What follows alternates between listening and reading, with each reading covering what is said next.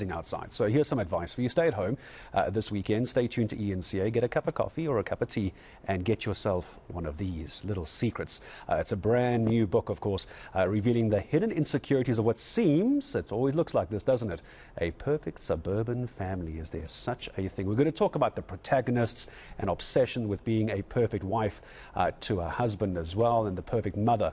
I'm sure many families can relate to this as well. We're going to go into details of some of the characters in a moment, but always great to have Gail Schimmel with us this morning, the author of Little Secrets, A Perfect Life, A Perfect Lie. Good morning. Thanks for coming in. Good morning. Appreciate the time. We're going to talk about the book in the moment. I don't know if maybe I'm being overly pedantic here. I'm curious. Help me understand. So you're also the author of Never Tell a Lie and The Accident. So you're the author of Never Tell a Lie, and now we have A Perfect Life, A Perfect Lie. There is a bit of a theme in my work. There is no doubt about that. I'm very interested in the lies we tell in our ordinary lives. I'm interested in the ordinary life turned dark. Right. The genre I write is domestic noir.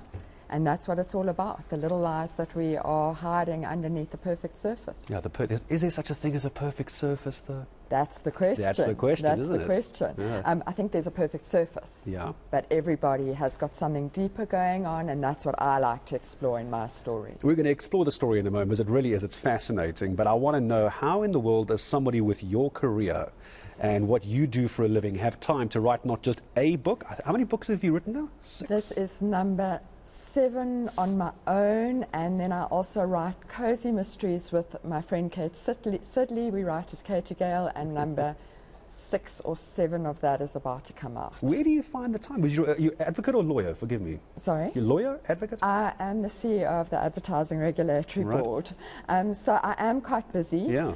But you know, there are 2 things. I always joke and say, when people say, how do you find the time? I say, well, other people exercise. Sure. I don't exercise. Yeah. So I use, where you might go for a run or go to the gym, Yeah. I write. But I think the bigger truth is that if you're passionate about something, you find the time to do it. Yeah, I think you'll make the time. You make the time for something you love, and I love writing, so I make the time for it. It's been very well received as well, so I want to just dive a little bit into what it's about. So we spoke about this surface, this perfect surface of what is supposed to be a perfect marriage. Monique and Ben, give me their background here, because Monique is trying to be the perfect wife and the perfect mom. This is a story that rings very true, doesn't it? So it's something I wanted to explore is this idea. I think the women are under a lot of pressure now to have a career and be the perfect wife and be the perfect mom. And I want you to explore a woman who doesn't want the career. She just wants to be a perfect wife, a perfect mom. That's all she's ever wanted. She's not reaching for more. She's not dissatisfied with it. And then something comes along and disrupts it.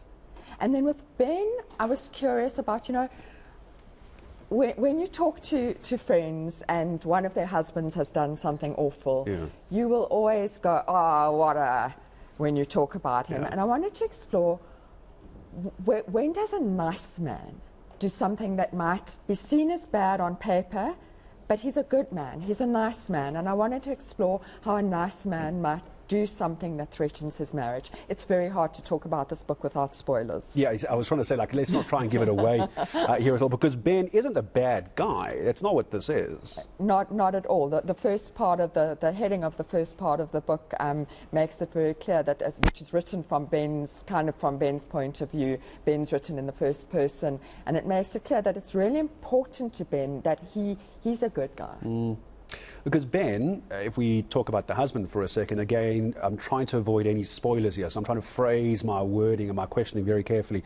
He's also struggling with his own, I don't want to say demons, but you know, he's got his own ambitions, but he hasn't quite hit them as well. Very successful in his career, trying to be a good husband, but also has his own personal ambitions, which he hasn't quite put in the win column. And some dreams that he has abandoned for the sake of the life that he has chosen with Monique. So he's given up some things for the life that they have together, and maybe has a little bit of lurking bitterness about that. And I think that's also something, you know, we all do that. We make compromises in the choices that we make in our lives. And for some people, maybe those compromises were too big. Yeah, but now the problem is you're down the rabbit hole, aren't you, as well? You're down the rabbit hole. Because Ben and Monique also have a child, and you see, and that's where everything changes. It's one thing to be a selfish partner. If you're married, you can work it out. But the moment a child is involved, even more of those ambitions and dreams go out the window. That's a bleak way of looking at it, indeed. Try to not be too pessimistic. Yeah. Well, and you know, once you have children, everything changes. Yeah. And Monique and Ben have 3 children. They have Rosie, who's very much part of the book, and then they have twin boys. But Rosie pushes as things start going wrong for them, something's going wrong for Rosie as well. And their eyes are not on the ball, because they're worrying about their marriage instead of worrying about their 15-year-old daughter.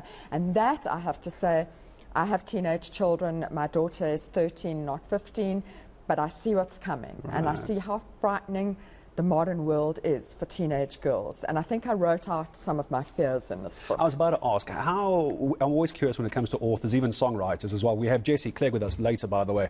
I'll tell you what we're talking to him about. How much leaks into, I'm sure there's a better phrase that I could use, how much of your experience just even subconsciously gets slipped in here without you even realizing it? You know, I write books set in Johannesburg for a start, because that's what I know. I write books set in the suburbs of Johannesburg, and my characters are all fairly privileged because that's what I know. So it's very much coming from my life experience. And then obviously, as I have faced various different life challenges, I tend to write about them before I actually face them. So I wrote a character with children before I had children. Okay. Almost like scenario planning. Almost like thinking, well, what's the worst thing that could happen here? Let me write that out so that my life doesn't follow it. I certainly hope nothing that happens in this book ever happens in my life, and certainly not in my daughter's life. But, you know, I think writers find their ideas in the what if, and obviously I'm thinking about the what if of my own life more than the what if of your life. I try not to ask the question, it's almost a cliched question of, you know, who is this book aimed at? So I'm going to phrase it slightly differently, and I'm going to say there's probably somebody watching at home now who's heard everything you and I are discussing going, that's a little close to home, isn't it? I mean, this is a shared experience. I mean, I would contend, Gail, that most people could pick this up and go, Gail's been looking into my life. And I think that's maybe what makes it hopefully a good read, that you know the people. If you live in Johannesburg, you know these people. Yeah. If you live in South Africa, you know these people. And I think probably if you live anywhere in the world in a certain kind of environment, you know these people. The things that happen to them are things that could happen to you. So you know, who is the target reader?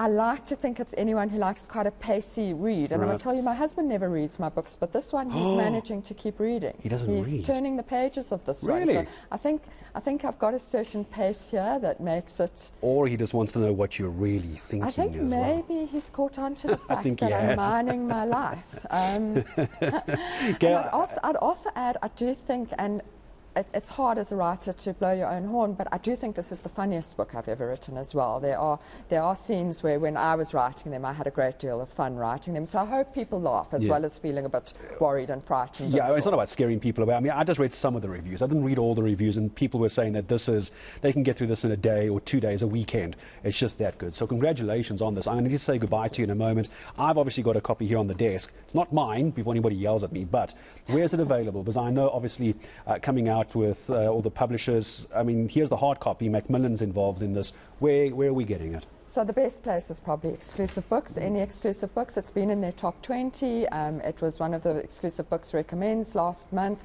So hopefully they've still got stock, and it has just gone into reprint. So